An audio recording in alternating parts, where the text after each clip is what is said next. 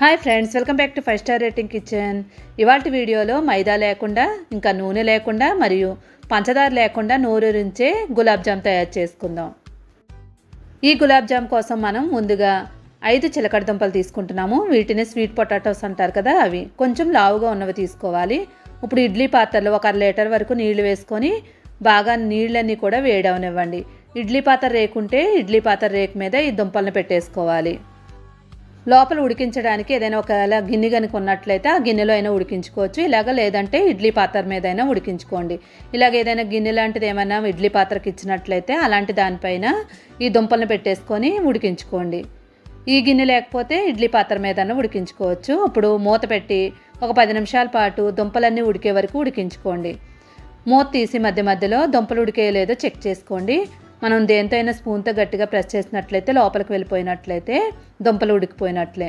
ఇవి బాగా మెత్తగా అయ్యే వరకు ఉడికించుకోండి. ఇప్పుడు వీటిని స్టవ్ ఆఫ్ చేసి ఒక ప్లేట్లోకి తీసుకొని పూర్తిగా చల్లారనివ్వండి. దుంపలన్నీ బాగా చల్లారిన తర్వాత వాటిపైన ఉన్న తొక్కంతా తీసేసుకోండి. పైన లేయర్ అంతా తీసేసుకొని మొత్తం అన్ని దుంపల్ని కూడా ఒక ప్లేట్లో వేసేసుకోవాలి. ఇప్పుడు ఇలా అయిన తర్వాత ఒక బౌల్ తీసుకొని దానిలో ఈ దుంపలన్నీ వేసేసుకోండి. ఇలాగ దుంపలు వేసుకున్న తర్వాత మ్యాషర్ ఉంటే మ్యాషర్తో కానీ లేదంటే పప్పు గుత్తో అయినా మెత్తగా చేసేసుకోవాలి. ఉడికించినప్పుడు మనం మెత్తగా చేసినట్లయితే త్వరగా మనకి మెత్తగా అయిపోద్ది, లేదంటే ఎక్కువ సమయం పడుతుంది. ఇలాగ మొత్తం అంతా కూడా మ్యాషర్తో చేసుకున్న తర్వాత ఇప్పుడు ఈ దుంప పేస్ట్ మొత్తాన్ని కూడా గరిటతో దగ్గరికి అనేసుకోండి. పిల్లల నుండి పెద్దవాళ్ళ వరకు ఎవరైనా తినగలిగే విధంగా చాలా అంటే చాలా టేస్ట్గా ఉంటుంది. ఇప్పుడు దీనిలో మనం పన్నీరు 1 కప్పు వరకు వేసుకోవాలి. సుమారుగా 50 గ్రాములు ఉండేలాగా పన్నీర్ తురుము వేసేసుకోండి. నెక్స్ట్ దీనిలో మనం బటరు 1 స్పూన్ వరకు బటర్ వేసుకోండి. వెన్నపూస ఇంట్లో ఉంటే వెన్నపూస వేసేసుకోవచ్చు. వెన్నపూస వేయడం వల్లే మనకి ఆయిల్తో పని ఉండదు. ఇప్పుడు దీనిలో మల్టీగ్రెయిన్ ఆటా ఉంటుంది కదా, దాన్ని 1 అరకప్పు వరకు వేసుకోండి. తినే సోడా, వంట సోడా, కుకింగ్ సోడా 1/2 స్పూన్ వేసుకొని ఇలాచీ పౌడర్ 1 అర స్పూన్ వరకు వేసేసుకోండి. 4 యాలక్కాయలని పౌడర్ చేసుకొని వేసుకోవాలి. ఇప్పుడు ఈ మొత్తం అంతా కూడా మనకి గులాబ్ జామ్ పిండి ఎలా కలుపుకుంటామో అలా కలిపేసుకోవాలి. ఇక్కడ నీళ్లు కానీ మనం పాలు కానీ ఏది యాడ్ చేయలేదు. ఆ పిండితోనే మనకి చిలకడదుంప తడితోనే మనం మొత్తం అంతా కూడా పిండిలా చేసేసుకున్నాం. చూడండి, ఇలాగా రౌండ్గా బాల్స్లా చేసుకోండి. మామూలుగా అయితే మనకి గులాబ్ జాములు విరిగిపోతాయి అనుకుంటాం, కానీ ఇలాగా పిండితో తయారు చేసాం కాబట్టి మనం అస్సలు విరిగిపోవు. ఎలా చేసుకున్నా పర్వాలేదు. మొత్తం అన్నీ రెడీ చేసుకున్న తర్వాత గుంట పొంగనాలు వేసుకుని పాన్ పెట్టేసుకొని దానిలో ఇవి వేసేసుకోండి. ఇక్కడ మనం ఆయిల్తో వేయించట్లేదు కాబట్టి ఇక్కడ గుంట పొంగనాలు దానిలో వేసేసుకుంటున్నాం.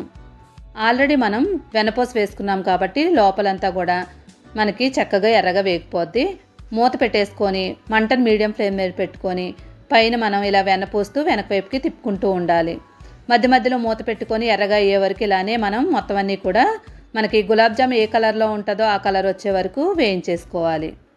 మరీ హైలో పెట్టుకోకండి, అలా మీడియంలో పెట్టుకొని చుట్టూరు కూడా మనకి ఎర్రగా అయ్యే వరకు వేయించేసుకోండి. చూడండి, ఈ కలర్ వచ్చిన తర్వాత మొత్తం అన్నింటినీ ఒక ప్లేట్లోకి తీసేసుకోవాలి. కావాలనుకునే వాళ్ళు డీప్ ఫ్రై కూడా చేసుకోవచ్చు, కానీ ఇలా చేసుకున్నా కూడా టేస్ట్ అనేది అసలు ఏమాత్రం మార్పు ఉండదు. ఇప్పుడు మొత్తం అన్నీ వేసుకున్న తర్వాత వీటిని అన్నింటినీ కూడా పక్కన పెట్టేసుకోండి. ఇప్పుడు పొయ్యి మీద ఒక గిన్నె పెట్టేసుకొని 1 కప్పు వరకు తేనె వేసుకోండి. ఇక్కడ మనం షుగర్ ప్లేస్లో తేనె వేసుకుంటున్నాము. ఏ కప్పుతో అయితే మనం తేనె వేసుకున్నామో అదే కప్పుతో మనం 1 కప్పు వరకు నీళ్లు వేసేసుకోవాలి. ఇప్పుడు ఒకసారి తేనె అంతా కూడా నీళ్ళలో కలిసేలాగా బాగా కలిపేసుకోండి. మరీ ఎక్కువ అవసరం ఉండదు, మనకి 1 కప్పు వేసుకుంటే సరిపోతుంది. ఇప్పుడు వీటిని బాగా మరిగించండి. ఇలా మరిగిన తర్వాత ఆల్రెడీ మనం తయారు చేసుకున్న గులాబ్ జాముల్ని దీనిలో వేసేసుకోవాలి.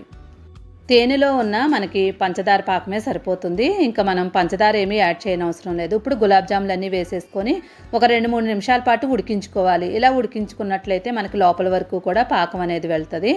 మొత్తం అన్నీ బాగా ఉడికించేసుకొని స్టవ్ ఆఫ్ చేసేసుకోండి. ఇక్కడ పంచదారతో పని లేదు మనకి, ఇంకా మైదా వేసుకోలేదు, ఇంకా నూనెలో కూడా వేయించకుండానే మనం గులాబ్ జామ్ తయారు చేసుకున్నాం. చాలా అంటే చాలా రుచిగా ఉంటాయి. అసలు గులాబ్ జామ్ అనే అనుకుంటారు పిల్లలకు పెట్టినా కానీ అసలు తేడా అనేదే తెలియదు. చాలా టేస్టీగా ఉండే ఈ గులాబ్ జామ్ రెసిపీ కనుక మీకు నచ్చినట్లయితే తప్పకుండా లైక్ చేసి ఛానల్ని సపోర్ట్ చేయండి.